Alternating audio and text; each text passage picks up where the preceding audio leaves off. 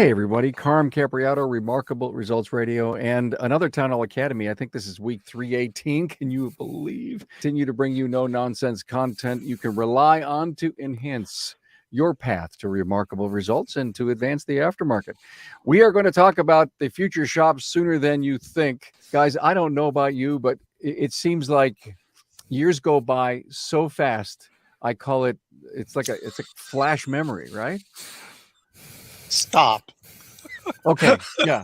All right. Okay. Us old guys don't like to talk about time flying fast. I so understand. I really do. Jake Sorenson's with us, shop manager, McNeil's Auto Supply, Sandy, Utah. Hey, Jake. Hey, Carm. How are you? I'm great. The 2019 NAPA ASE Technician of the Year, the 2019 Ratchet and Wrench All-Star Technician of the Year, ASE Master Technician, and all-around nice guy. Well, some might say. And he helped to create and design the NAPA Apprentice program. Nice to have you, man. Good to be here. Chris Chesney's here, VP of Training and Organizational Development from Repairify. Now, Chris has held every position from tire buster to master technician, from service advisor to shop owner, and he's only 42. He has been training technicians and shop owners for 30 years. Chris started his training business, DTEC, in Denver in 94. Director of Training formerly for CarQuest Technical Institute, and you still continue to hold board slots at ASE and NASTAF? I'm still on the NASTAF board, still sit there. Christian Brothers, there'll be a couple of announcements coming up here in the next few weeks. Oh, nice. So I'll stop there. Nice. Good for you. Good for you. Derek Kaufman is here, managing partner, Schwartz Advisors, and president of C3 Network. Over 40 years in the transportation industry, holding positions from president, CEO, and senior vice president, always looking ahead and researching our automotive future. I rely on that guy to set me straight as to what tomorrow looks like, because, and I don't know how you do it, man, but you have brought some incredible talking points. I just can't wait to get to. I just can't wait. It's always good to be with you, Carm. Oh, thank you again. Hey, let's give a high five to our great partners. Are you sick of switching to email to send a status update? Really, what century are we in? Well, stop wasting time by working in multiple applications when Shopware lets you do it right inside the repair order. Talk to my great friends at getshopware.com. And when you turn to Delphi Technologies for your chassis needs, quality is always at the forefront. Material and dimensional enhancements, as well as 700 hours worth of salt spray testing, goes into each and every chassis part produced. Visit DelphiAftermarket.com to see over 8,000 chassis parts that Delphi has in stock for you. Hey, if you're watching on YouTube, please subscribe, give the video a thumbs up, and thanks. Okay, here's my thinking, guys. We've got 3 great views of the future and how we need to embrace it. You've all hit home runs, as I said, with your perspectives. What will the speed of change be? I'm kind of curious about that. Will we be prepared for it when it hits us upside the head? Being independent business people, again, we often react to the future based on our paradigm, our goals, our attitude, and our view of challenges we want to take on, because we're independent and we know better. Now, here's what I want to cover. First, run a great business. All the fundamentals done right, and you can accept the future confidently. What training will we need? Where will the talent come from? Will AI impact our industry? How will we help our customers understand the technology built into their vehicle? I think that's important. Let us be your Google. Let us teach you what this vehicle does. Will new technology attract talent to come to work for our industry? Is ever someday someone going to look at us as the techie people? Will diagnostics overtake, remove, and replace? Will you position your shop as a technology advanced repair center, a technology advanced repair center? And will we, instead of specialty like Euro shops, will we have specialty technicians? And I think we're going to cover a lot of that. Let's start with my friend Jake. Jake, you still believe we have to do it the old-fashioned way, by reading? Yeah, I think this is a big one. I still see every day technicians doing a job that maybe is similar to something they've done in the past. It's an R&R procedure they think is pretty straightforward, and we're running into some sort of problem because there's something specific that has to be done on that vehicle that's different than it was in the past. So when we talk about the shop of tomorrow, I think there's a month out, there's 5 years out, 10 years out, and all that technology is a little different. But the one that's hitting us right now and is only going to continue to be a bigger issue is looking up service information, reading, learning how you're supposed to do the job properly, and getting ahead of it. I've seen a lot lately where we're recommending replacing a part, job gets done, and then the technician's coming up to the service advisor and saying, oh, that has to be programmed or coded or something. And it's right in the service information. Had we read through it, we could have on the front end of educated the customer, sold that job, and done it the right way. But we can't just throw parts like we used to. Did you hear what he said? Had we read through it? Yeah, the guys here get sick of hearing it from me when I tell them, I wouldn't do anything on a car, including an alignment, without reading service information. I mean, you just can't anymore on today's cars.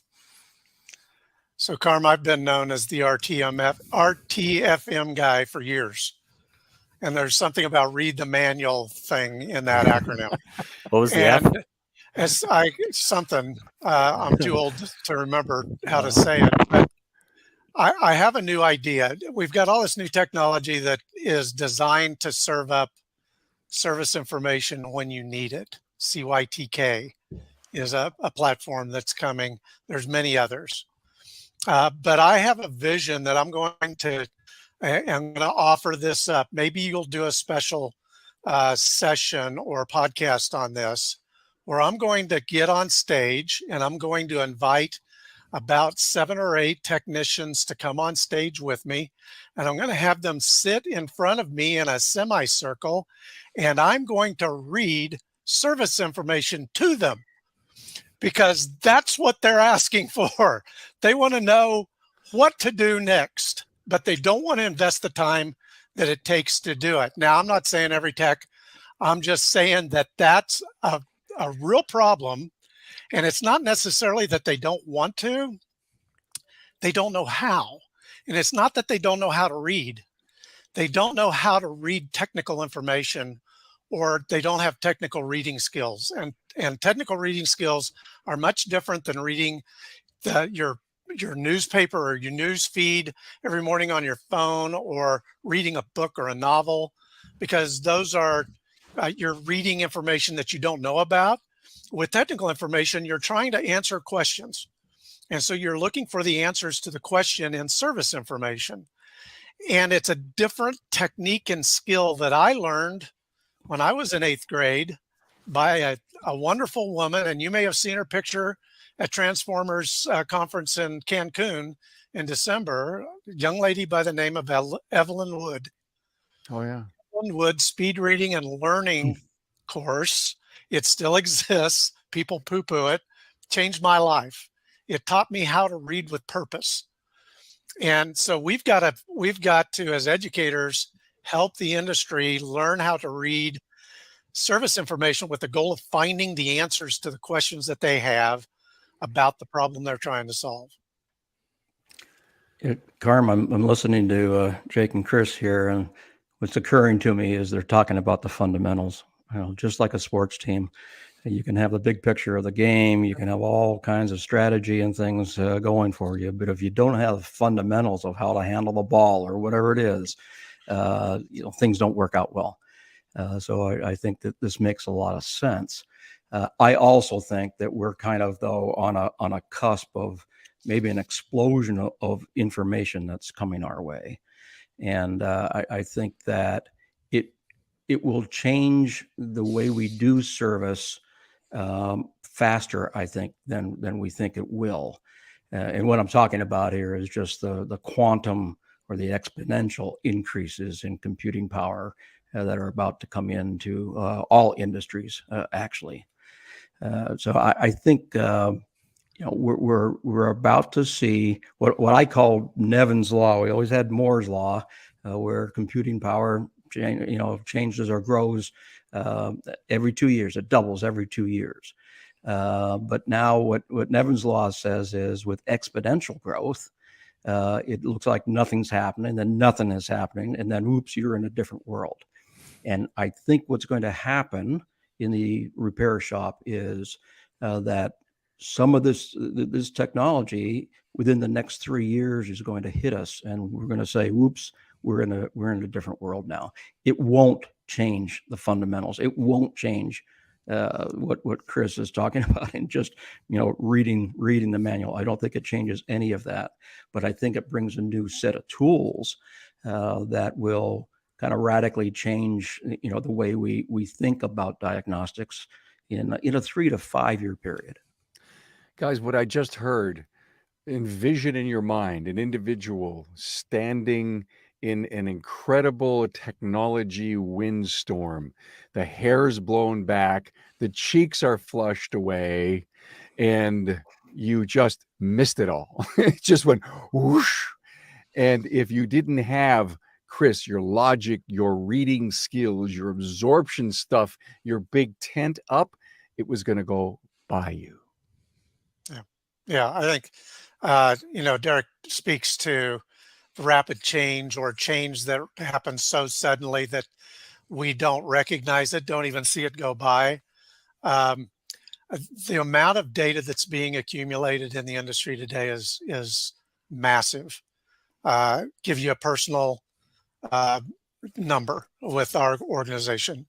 Last year, we captured well over 1 trillion data points that we are aggregating with our intelligence division that will provide insights to the industry along those lines that Derek talked about, where you take all those experiences of vehicles that we have scanned and provided service information or direction to, and seen the results of those repairs at the end of the cycle. And now we can put those insights together.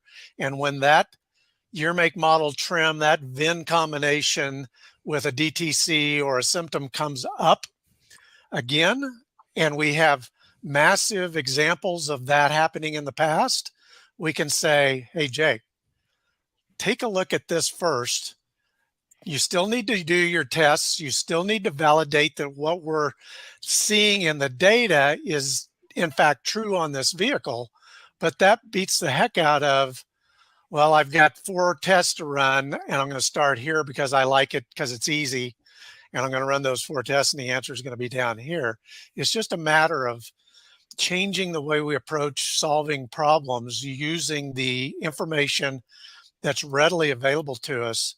And many times we don't have to read much to get that insight and put it into action. I don't know about you guys, but I think I just heard AI speak. Oh, yeah. Oh, yeah.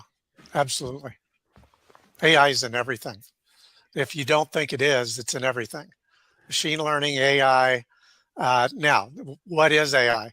Give me, of the 4 of us, if somebody asked the 4 of us what artificial intelligence was and what machine learning was, we probably end up with 4 definitions. It's kind of like asking what telematics is. What's telematics? Telematics is such a big bucket. AI is a huge bucket, but essentially it's just taking massive amounts of data that we now can that we can now mine for trends and insights that give us a head start in solving a problem. And in the automotive industry, that's everything. Years ago, I really got very close to computer programming on the business side, and I learned a word called indexing, Chris. And I think you just described that to me. Okay. Fortran and COBOL are kind of an old programming language there, Carm. So just saying. Oh, okay. All right. Yeah, just saying. But your point is you got all these data points out there, and the beauty of AI, I guess, and machine learning is how do we put that in a place that we can get it out in some kind of semblance of order that's going to help the user who's asking for it make sense. Mm-hmm. Exactly. It's got to be in context with the fight you're fighting right now. So Jake's not going to sit down and read service information on something that he's thinking about working on. I used to do that. That's how I trained myself in this industry was reading service information every night just in case. I used the just in case training model. Today, you don't have time to do just in case. You don't have capacity to hold that information in your memory. You have to know how to research that the information to solve the problem that you have in front of you right now. We just don't have the capacity to do it any quicker. Derek mentioned processing power and computer power, just the ability of big computer data systems to process that massive amount of data in a very short period of time to serve that information up is really where the rich information is going to come from in the near future. Yeah, I think the key is the machine learning part of this thing is that if you have tens of thousands of reports of work orders that have gone through your shops and or millions, and the AI system can learn, it can then come in and shortcut that diagnostic to say, in such and such a percentage of cases, this diagnostic and this step process or fault tree worked best in this situation.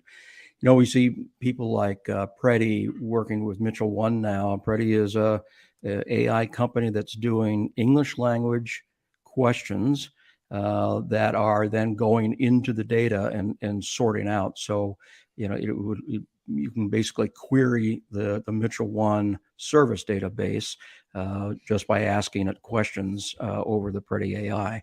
And this it's kind of right around the corner. I don't know quite how shops will, get a hold of it. I think, there's a physical nature here about how do shops adopt this and how do they get it into their shop management systems. But I think it's a 3-year process to make it happen. What a perfect lead into my next question for Jake. This is incredible. What a great discussion so far. Jake, most technicians are viewed as masters of everything. And I'm not necessarily sure that that's going to be the future.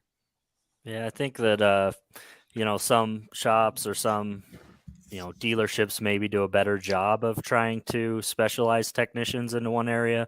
But as a whole, we kind of expect every tech to be the every tech. They're supposed to diagnose it when it comes through the door, do the inspection, and then, do every repair that's sold on that RO.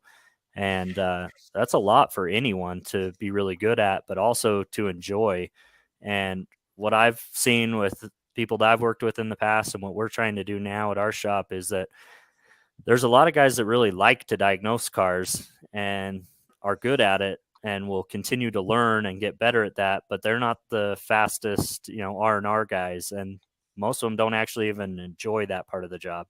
And then we also have guys that are really fast. They do good quality of work. They enjoy replacing parts and getting cars in and out. But when you give them a diag, they are just sick of it. They don't want anything to do with it. And so in the past, we'd give the fast R&R guy a diagnostic. And if it took him 3 hours, and he lost efficiency, it was, well, get better next time, and then we can't figure out why we have no technicians in our industry or staying. What we're trying to work on here and what's been working for us lately is we've hired a full-time diagnostic technician. That's all he does. He might put in a part here and there, but 99% of the cars coming through his bay, he does an inspection on them. He determines what the problem is that the customer's complaining about. He writes it up for the parts that's needed and everything. And then it goes to our full-time R&R technician. And all he does is pull those cars in, do the repairs. There is some overlap with, maybe some QC. The guy that diagnosed it might say, hey, I want to drive that one when it's done just to make sure that something was handled appropriately or whatever. They kind of work together on some of that. But what we found is that both of them are happy with what they do. And combined, we have better efficiency than what we were getting out of 2 guys trying to do everything. So I don't know that we are at a point yet where we can do only that and have only those two classifications of technicians. And obviously shop size varies and changes the dynamics for doing that. But so far we've had a lot of luck, and that's where my push is going to be going forward, is to do more of that. Carm, one of the things I think about all the time is kind of the breadth of the types of vehicles a shop sees now. So there's 25 million vehicles that are over 25 years old in the VIO. And then you have the new, ADAS cars coming in, and now you have EV cars coming in. So, man, the challenge to a shop to handle just that breadth of, that technology range is really something. And I think it actually gets even more challenging, because I believe that if you take a look at the driving population, the age of the driving population and the number of people 65 and above is actually going up. And I think more people are going to be holding on to internal combustion engine cars for longer than they normally would, because some of the older folks are not yet ready, to go into EVs. So this is just going to broaden the number of cars that shops are seeing. To tag into that, I think we're touching on two things. One is kind of the timing of when all of this technology scales, and we have to modify our business model to meet that technology. EVs aren't anywhere close to scaling. I don't anticipate that they'll scale for probably another, we're 23 now, probably another 17 years at the very least. And when I talk to scale, I use terms here that you can look up, go Google this, the diffusion of innovation curve, where any new technology takes time to adopt, and it's the early adopters and the geeks, that first half a third that adopts, and the last laggards, or the last half a third that adopt. It's that middle third, the middle 2/3 that adopt and ultimately get us to a scale of about 17% of the vehicles in operation being these new technologies. That's going to take a while. To Derek's point, nobody's giving up their ICE vehicle anytime soon. And even Mopar's adding a Hemi sound system to their EV chargers. So that's going to drive more interest in ICE vehicles anyhow. But at the end of the day, nothing's going to happen quickly. And then all of a sudden, I'm going to be dead or sitting on a beach somewhere, and Jake's going to go, holy crap, when did that happen? And all of a sudden, it's going to happen quickly. And so when we back up and we talk about what Jake presented in the way they're approaching a diagnostic expert and an R&R expert, I think the thing that we've got to prepare ourselves for in the meantime, as EV technology scales and comes to scale, is we are faced today with technicians that have to access more information than ever, are expected to have the skill set to work on everything, to his point around what a master technician is. What the heck is that? Have you ever seen a purple squirrel? No. That's a master technician. They don't exist. They're a myth. And it used to be that existed and somebody could have the knowledge to work on anything and everything. They're rare. So today we need to understand this much information to be that purple squirrel, when in fact we have no chance of ever getting there. So we have to narrow our focus and specialize in certain competencies and skills or systems, so that that group of technicians can diagnose, the replacers or repairers can R&R, and everything gets fixed and the customer's happy. But it's going to take time to get there, and we cannot wait until that wind goes by and we all sit around going, what the heck was that? And pretty soon George Jetson stops by and hops out of his bubble car, and here we are. God, I want one of those. Hey, is that Hemi radio going to run on gas? No, but I got to see a presentation on it at the Max conference. It's awesome. Oh, go ahead. 800 plus horsepower, Oh my. and Oh it my. sounds like a Hemi. Oh my God. Hey, I am been inspired by this most recent discussion, and I'm always a note taker and coming up with ideas. There will be training. Stop me if I'm wrong. Tell me if I'm right or wrong. There will be training in the future, not to go into a diag class on waveforms or anything, but how to ask AI questions. Don't you think? Absolutely. Yeah. Oh, sure. Absolutely. So And I that think you can accomplish your goals as quick as possible, because you got to ask the right questions. love the idea that has the potential of making a lot of young people way more comfortable about coming into our business. I just think that it's daunting because we kind of drop trades in high schools, and we don't have shop class anymore. We don't have auto repair anymore. Where do you go for that education? How do you get comfortable to enter a shop and say, I want a job? We all have our own programs of how to move in, start a tech, be a C tech, be a B tech, be an A tech.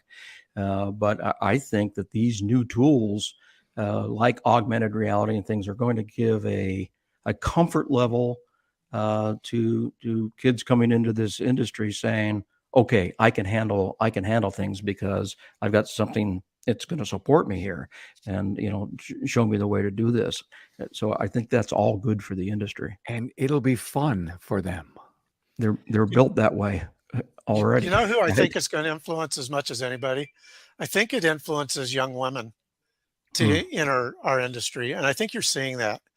I think those young ladies that have made choices to enter our industry see those opportunities quicker than the young men. I will tell you that this doesn't happen quickly. And the reason it doesn't happen is because, I can ask every shop owner that's on watching this to look in the mirror tomorrow morning and ask yourself, am I telling as many people as I can see and find, especially young people in the schools around me, about the opportunities that are available in this industry? And if I'm not, I'm the problem. Before we can draw anybody into our industry in mass, at the scale we need to draw them in for the future, one, we got to pay them, damn it.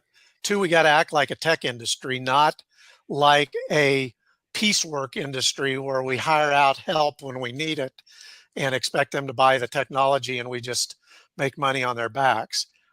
I'm speaking to the choir, but the industry as a whole needs to stand up and shift their mindset towards being a technology company, a technology industry with massive, cool technology that you're not only working on, but that you're using to work on those vehicles, and put that in front of every young person you can, because the cool stuff will win every time, to Derek's point. So I think we need to keep that in mind. I think we need to watch out for the young ladies, because I think they're kicking tail right now in this industry. So you guys need to step it up. Thank you for the slap upside the head, Chris. Anytime. You are so right on. If in everything that you said, this is what we do here. We talk about this kinds of stuff so that we can move people into the level of profitability, so that they can pay for talent. They can have the right equipment. They can market for new talent and customers. Speaking of moving into the future, Jake, are you guys really promoting the hell out of EVs at the McNeil's? Yeah, we've made a big move that way. Attended a whole lot of training. We've been upping equipment. We've been trying to get more through the door, and we're going to keep doing that. But I think that was one of my points I wanted to make, is that when we talk about the shop of the future, there's obviously these different stages, and to kind of echo what Chris was saying earlier, EVs aren't something that most shops are going to have a whole lot coming into their bays in the next couple of years. I think there's kind of been a scare tactic out there that you're going to have to learn these things right now and your bays are going to be full of them. But, we're still a very small number of the cars being built today. I mean, in 2022 is 18% of the new cars sold. Most of us in the independent world are working on cars roughly 10 years old. So 10 years from now, that's 18%. It's a very small number, and it's going to be a while. I've said that if I was 10 years away from retirement, which I've got a lot longer to go than that, I wouldn't even think about working on EVs or looking into them, and I'm sure there's some shop owners out there probably upset to hear me say that, but I think that it's a technology that's a lot further out than people want to believe. Let me add a number that kind of justifies what Jake mentioned, and that is if the projections by industry and the administration come true in the way that new vehicle sales scale in the EV world. And I'm talking about not only BEVs, but plug-in hybrids, anything that's electrified. By 2030, which is kind of the target date that they first laid out there. Now they're hedging their bet and they're moving the goalposts a little bit. But by 2030, if their projections are correct on sales, the population of vehicles in operation, of which there'll be over 300 million in operation in the U.S., only 8% will be electrified. So that's 7 years from now. I agree with you, Chris. We actually run a forecast at Schwartz Advisors, and so everybody's talking about 50% of new car sales in 2030. We're at a little under 25%. We just don't think it's physically possible for the industry to come up this fast. We're at 0.9% of the VIO right now being BEVs, a little under 3 million of them. And we have about 7.3% in 2030 in our forecast. Yeah. So you're right on. But we get all the way out to 2050 and we still have the market at 50-50. Yeah. Essentially 50-50 BEV and ICE. So the ICE has a long run, and it's vehicle ownership types and maybe the industry going a little bit more fleet management in the future. Some of these things with shared vehicles and subscription vehicles, that's another dynamic that shops need to, dial into their plans in the future. So this is playing maybe not 3D chess, maybe it's 5D chess. Yeah. I think we need to hedge our bet a little bit on the technology. I tend to think that we're living in an age similar to VHS and Betamax. Now, Jake won't remember those days, but Derek and Carmen and I remember those days. I bought the Beta. I was all in on Beta. All in on Beta. And so everybody's all in on EV. Quality. And hydrogen's still there in a couple different flavors. But it's interesting to listen to the OEMs talk today. And if you listen to those, not at the very top that are the media experts that are trying to kowtow to the administration so they'll leave them alone. But I listened to a Mercedes presentation this morning, and they will be 100% of their models will have an EV option by 2030. Now, I heard that clearly, an EV option. And his justification was they're hedging their bet depending on any new administration that may come in, the acceptability by the motorist in buying those platforms. So most of those platforms are both have the option to be ICE powered or EV powered totally. So they can shift at a moment's notice and put a different drivetrain in them so that they can sell the car. I would kind of tag on to that with, and by the way, I remember my dad complaining that he bought a Beta machine. Okay. But, we don't know what that technology is going to be, what the accepted technology is. And right now, all bets are on it being electric, but, you mentioned hydrogen, and obviously one of the big holdups right now is the infrastructure. People can't drive around and fill up on hydrogen at very many locations, but we don't know if somebody's going to figure out a better method to produce hydrogen, or if the oil companies are going to figure out a way to make a better profit on hydrogen. And if something like that happens, or whatever that technology might be, this could take a complete 180 and electric cars won't be the option, but we have no clue right now what that's going to be. He just said the word disruptor. Yeah. Well, Jake, you bring it right back to the exponential growth of computing power. It affects everything. It's going to affect some other solution that we haven't seen yet on what powers a car in the future. And it just will. So yeah, we're all in on BEVs right now. But there's other solutions out there. A lot of things being worked. Is it going to be easy to repair the ICE engine with all of this discussion we've had today? Sure. I'll give you my tagline that I always use nowadays. Man designed these cars. Man will break these cars. Man will fix these cars. We've figured out if man can design and build these vehicles, these technologies, we'll fix them. Somebody fixes the rockets. Elon's got people that on staff that fix both battery electric vehicles and spaceships and my internet. It's just technology. It's not magic. It's not something that just happens out of thin air.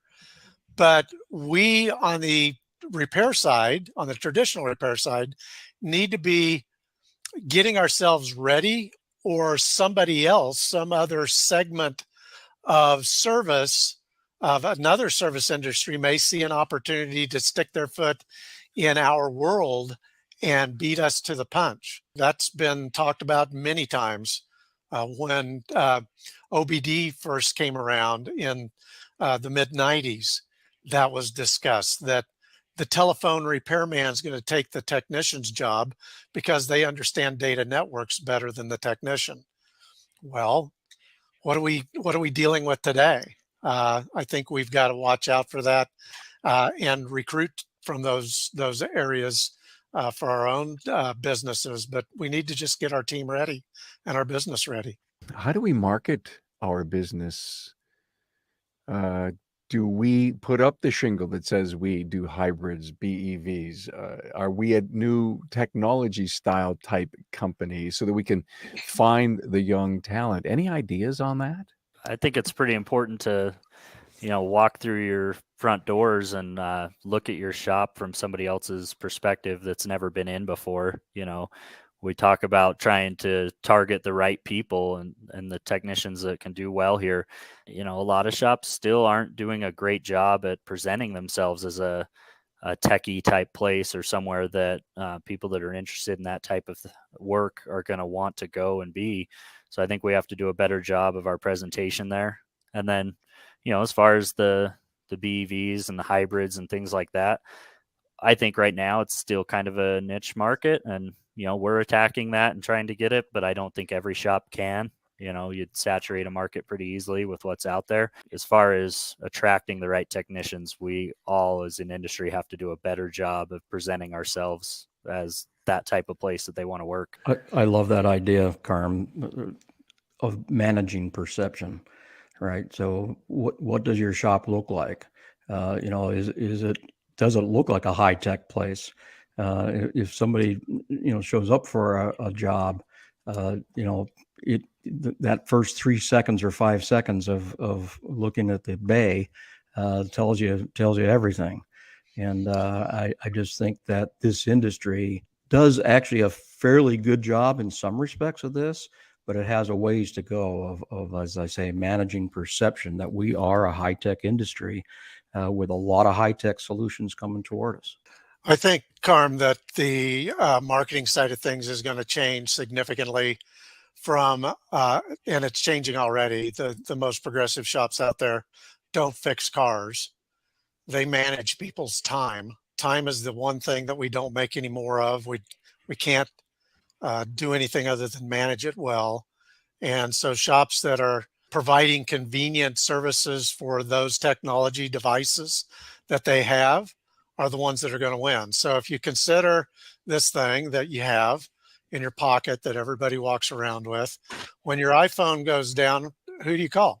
I mean, do you go to the mall and go to the Apple store? That's like getting in line at the post office or the DMV. So you get online, you chat. You go take it, if it's out of warranty, you take it, you break, I fix down the street. If you need a screen replaced, there'll be niche ways of marketing to the consumer that has that technology. And because it's technology, the consumer will look at servicing it differently than they look at taking their Chevy in for an oil change. So we need to think outside of our normal marketing towards preventive maintenance and that sort of thing, and think more towards the convenience to the customer of the technology that they're depending on, whether it's their phone or their car or whatever.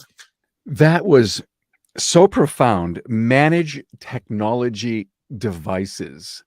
And so much of this discussion talked about how we're going to get young talent in there. Well, because come on work for our place because we repair technology devices. Well, I thought you repair shop for cars. Yeah. Yeah. Chris, I think you nailed it. You know, you break the screen on the phone and you right away look for a place that can fix my cell phone. It has a Right name, now. cell phone. Right It has a name. It's called cell phone. My car has a name. It's called SUV, whatever it is, but it's a technology device. And that could be, if you will, the greatest summary of this discussion on Future Shop is that we're really repairing technology devices. And I think a lot of it's going to be taken care of over the air, remotely. I mean, that's where I'm at right now. We're doing remote services. The ability to repair or service or program or configure or update those technologies remotely is exactly what the consumer is going to look for, because they're trying to manage the few extra seconds that they have in that 24-hour day that they haven't already used up. You can imagine the ads looking for technicians. Come on over to our place because we repair four-wheel technology devices. Yeah. Yeah. And if you want to play in that sandbox, this is the place to come. And again, it goes back to that whole perception thing that our customers need to help lead the way and understand what it is that we do so that when they're sitting down at the Thanksgiving dinner, speaking about where you're going to go to college, what are you going to do for the rest of your life? And they says, I want to work in the tech field. Okay. You can go to McNeil's and work or Google. Carm, remember that the one thing that quantum computing does and AI does going forward is it brings the trades up to the place you want to be to earn a good living in the future, because it's going to displace the white collar jobs. That college, that liberal arts college education that we were all moved into in the past is going to be replaced by go into the trades. It's the place to make money in the future. You know, the AI and the trades will be seen as a tool, not as a displacer of you, because these fingers, your ability, your dexterity of working on the vehicle, I think does not get replaced by a robot. The only thing that they'll be doing is building basements to house those that went to college to get a white collar job. So just saying. Good work. It's good work. I've always said that the 4-year bachelor's degree today in liberal arts is actually the high school degree I got a whole bunch of years ago. Absolutely. They dumbed it down so we'd pay more. Yeah. I got up on my soapbox there at the end. Gentlemen, we could go on for hours on this, but I really think this was it had so much substance here. I thank you all so much for being here and to talk about Future Shop. You're always invited back again. This was so much fun. Thanks to Jake Sorenson, shop manager, McNeil's Auto Care, Sandy, Utah. Chris Chesney, VP of Training and Organizational Development at Repairify. Some really neat stuff they're working on. And Derek Kaufman, managing partner, Schwartz Advisors and president of C3 Network. They've all been on the shows before. Go to the backlog catalog, go to the search bar, type in any of their names, and enjoy their brilliance. Guys, thanks for being here. Thanks, Carm.